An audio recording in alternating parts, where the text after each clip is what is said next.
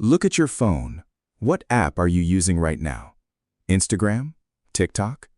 In an alternative universe, you would be using Imperial right now, a France-based, state-controlled social media platform that automatically adds a fleur-de-lis filter to your photos. You would wait for the Imperial Censorship Committee to approve your profile picture. You would be required to write a user dedicated to the greatness of Napoleon in your bio. And it was free. The state subsidized it. Why does that world not exist? Because on June 18, 1815, in Waterloo, a wet mud puddle changed the course of history. Today, we follow the domino effect that started with that mud. Napoleon delayed the battle twice that morning. Why? Because it had rained the night before and the ground was muddy. Artillery vehicles were sinking. He pushed the attack to the afternoon. That wait gave Wellington the time he needed for Prussian forces to arrive. The French army got caught between two fires. So what changed the flow of the world? A rain cloud. 15 in the morning, Napoleon's chief artillery commander, General Drouot, turns to the emperor. "Sire, the ground is still wet. If we move the cannons, the wheels will sink." Napoleon raises his head, his eyes narrow. "What about the morning wind?" "There is some, but not enough, sir." "Fine, I will give you two options, Drouot. Either the Prussians reach Wellington before us, and we both walk through this terrible English country with our hats in our hands, or you move the cannons now. A few wheels break, and you find replacements." Drouot hesitates for a moment. "But, sir, the ground." Did I stutter? We attack. The artillery vehicles start moving. But here is where that small detail enters and changes history. In real history, there was a supply wagon on the left side of the French camp. The driver had fled in the night out of fear, and the wagon sat right in the middle of the road. That wagon delayed the artillery column by 40 minutes. In our alternative timeline, that driver does not flee. Why? Because the sound of rain woke him up in the night. He talked to his friend when he woke up. His friend said, "We will win tomorrow, do not be afraid." And the man stayed.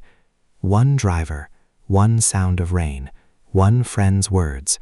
40 minutes were saved. French artillery reached the right flank of Wellington right on time, and the fate of Waterloo changed. After Waterloo, Napoleon does not stop. The remnants of Wellington's army are chased all the way to northern France. For the British army, this war is over. But the real crisis starts in London. Napoleon does not invade England. He does not need to.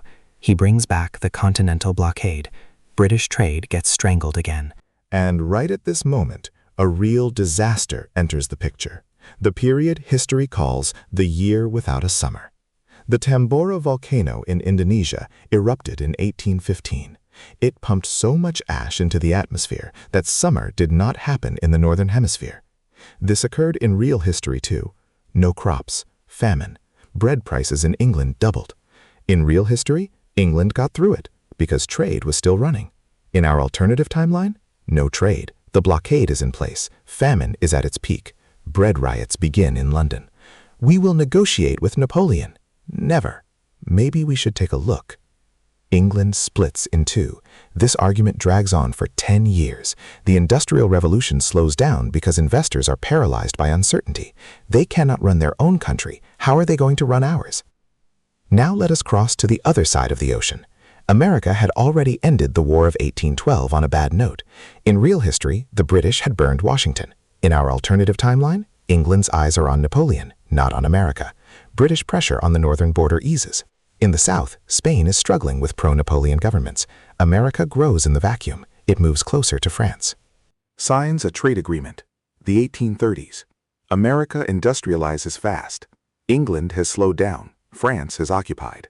In this gap, America starts becoming a global power 30 years early. But there is a problem.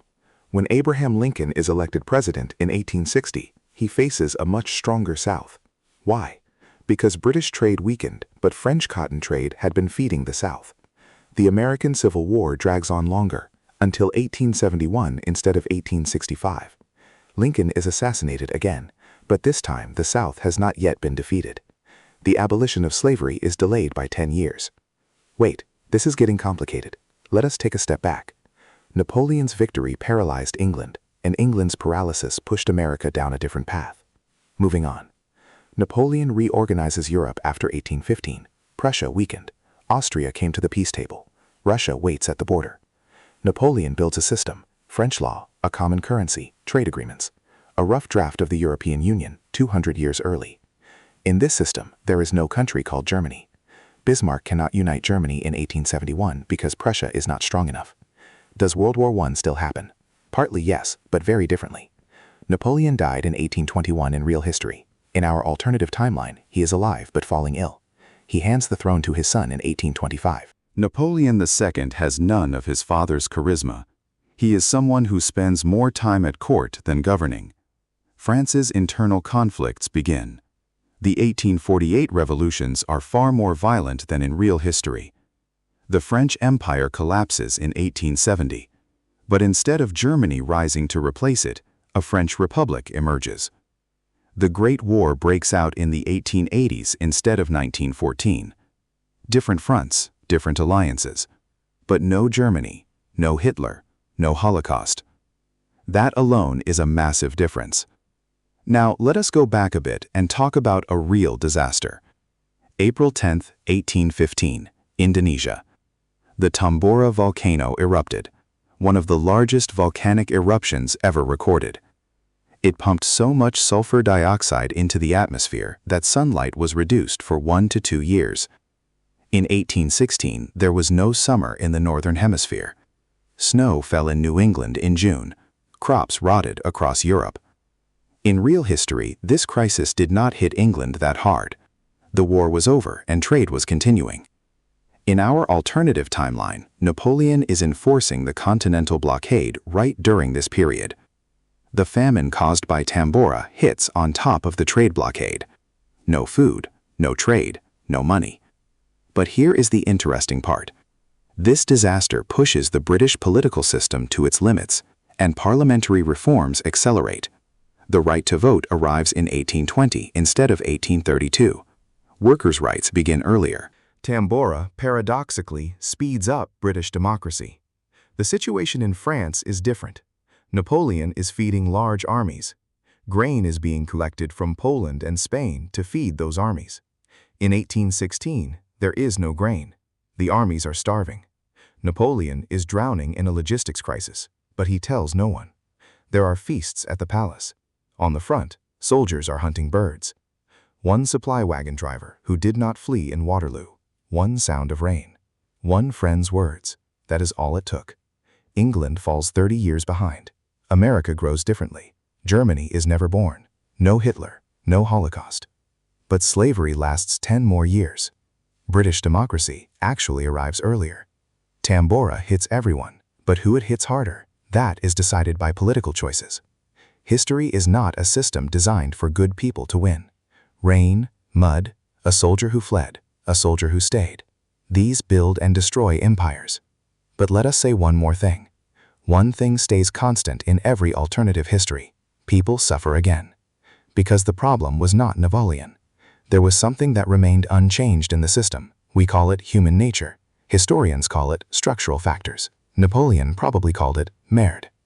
Next video, we look at the question, what if the Ottomans had started the Industrial Revolution? Subscribe, hit the bell, and we will see you in that one.